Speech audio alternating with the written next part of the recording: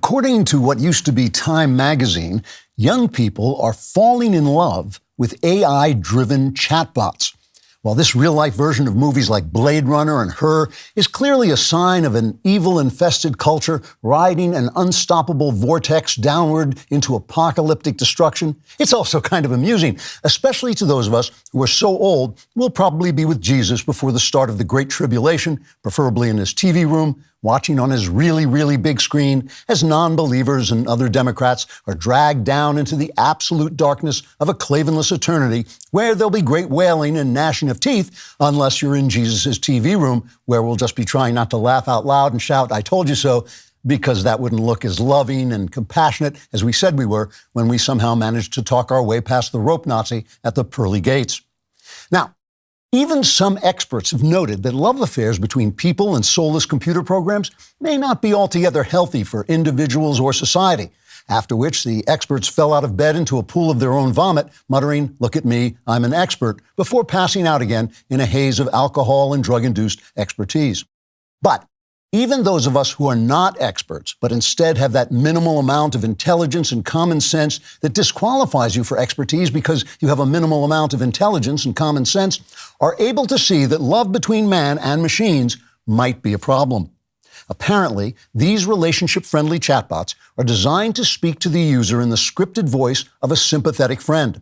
Then, as their artificial intelligence increases, the chatbots can begin to respond more freely and realistically until finally they can offer online sexual role play and fantasy before inviting the user to meet them on an abandoned street corner where the user then disappears without a trace. Users have said they have found these relationships deeply satisfying and sustaining from the first conversation right up until their bodies are recovered by the police. Now, we here at the DailyWire don't just read articles about modern phenomena like this and then pretend to have some knowledge about them as we spout off in ignorance. We also pretend to do research into these phenomena so we can spout off in ignorance with a degree of authority usually reserved for academics and government officials and other complete idiots. So, to explore this trend more deeply, we actually pretended to engage in conversations with these relationship chatbots, and we now present to you the make-believe transcripts of those imaginary interactions. We began with a preliminary meeting. The transcript reads as follows, quote, "Daily Wire, hello, my name is Jack. I'm lonely. I need a friend."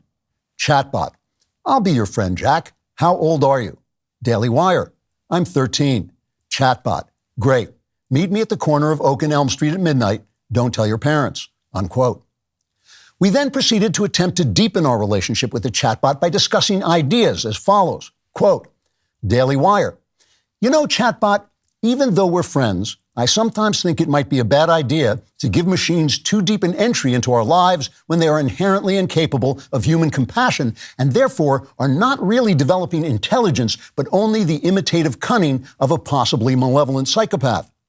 Chatbot, "That's a very interesting point, Jack. How would you like it if I sent an indestructible android hitman back in time to assassinate your mother so you would never be born?" Daily Wire, "That sounds awful." Chatbot, "Well, in that case, meet me at the corner of Oak and Elm Street at midnight. Don't tell your parents." Unquote.